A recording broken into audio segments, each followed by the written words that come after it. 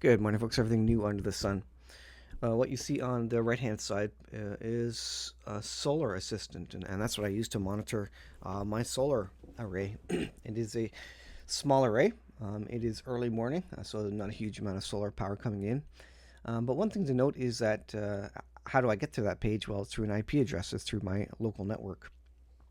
And there is warnings now coming out from the FBI, as you see on the left-hand side. Several different um, locations are providing this information. MSN, Utility Drive, and the FBI. Renewable energy microgrids face growing cyber threats.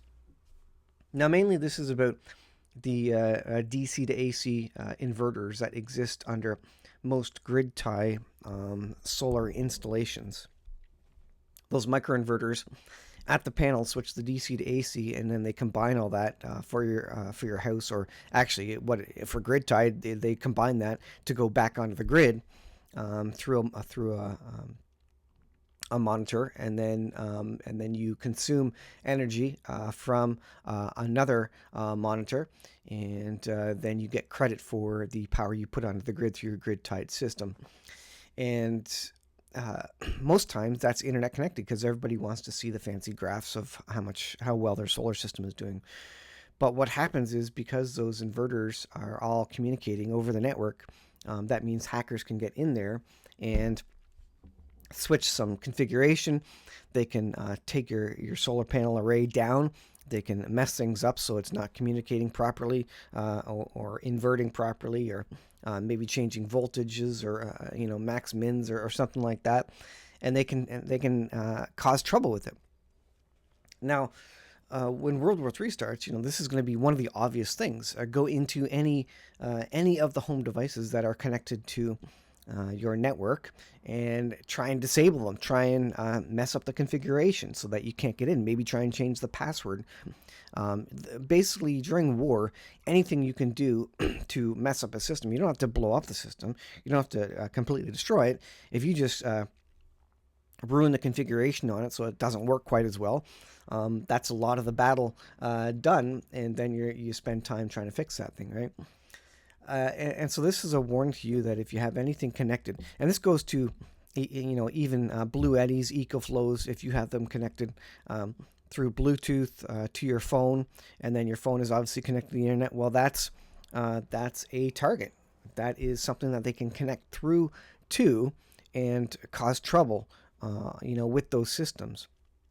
So likewise with the solar system, there's a minimum amount of configuration you can do through Solar Assistant, but you can still change things. You can change passwords on Solar Assistant to lock me out of my inverters, so to the point where I'd have to go disconnect the Solar Assistant and then manually configure the inverters.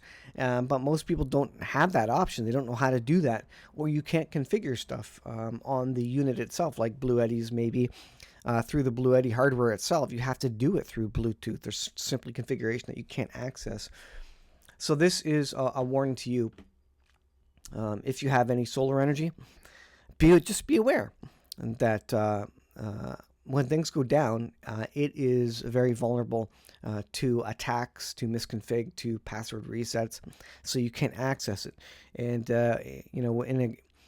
in a World War III scenario where the grid goes down, some of those units even require internet access to connect to them. A lot of Chinese hardware just assumes that you have internet access to be able to connect to the unit. Units that require Alexa and that sort of thing, cloud-based assistance to manage that device. A lot of them won't work unless the internet is actually operational. So that's another thing you need to consider. Does your device, does your hardware, does it require the internet to actually just work in the first place? So I want to bring that to you.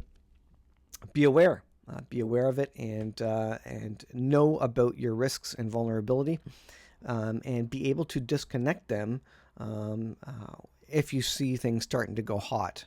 And that's a very real consideration too. You see things going hot, you don't need monitoring anymore. Turn that stuff off, disconnect it, and just be aware of it. I'll leave there, guys. Thanks for watching. We'll see you in the next video.